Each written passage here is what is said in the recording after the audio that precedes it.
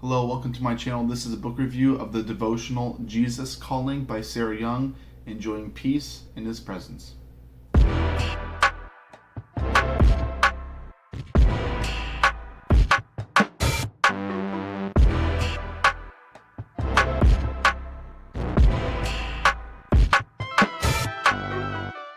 As always, if you guys are interested in the book, there's actually a link in the description down below.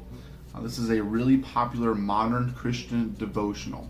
So if you're unfamiliar with the term devotional, they're books that you read in small portions, usually along a calendar, whether that be a 30-day devotional with small readings each day, or a 365-day devotional with something inspirational every day of the year. And so that's what Jesus Calling is.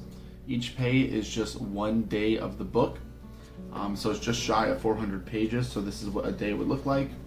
So each page is another day.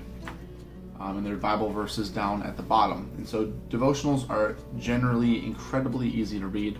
And so how does this book rate as a devotional? Because you can't really compare it to other books that aren't devotionals. And so I'll say that this book was a great read. It's really popular, by the way.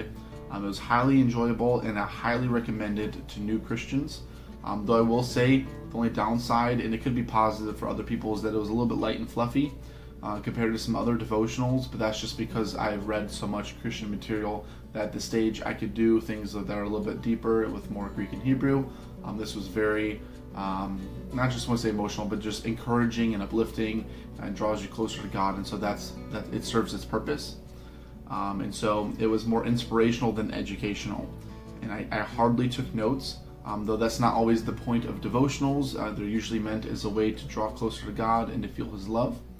And so at the introduction of the book, Sarah explains how she became a Christian later on in her life.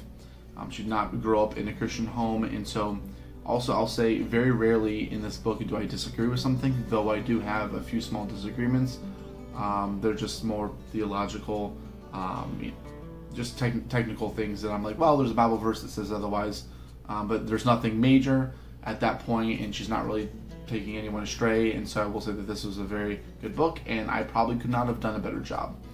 So the writing style is in first person, and so this is actually huge here compared to some other devotionals. It's in first person, and so as the writer assumes the voice of Jesus, and so this can be incredibly dangerous. You could assume the voice of Jesus and then say whatever you want, but she does proceed with caution.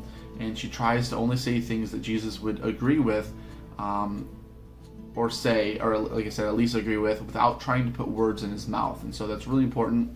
But like I said, I already showed you what the pages look like. There are verses at the bottom, so it's her using the words of Jesus, like first person, and then the actual Bible verses that some of them are related to, just containing the Bible in there. So here are some of my favorite parts in the book that I'm going to share with you guys. A few quotes.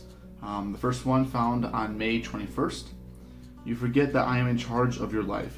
Stop all your striving and watch to see what I will do. I am the Lord. So as you can see there, she speaks in the first person there. Another one found on June 7th.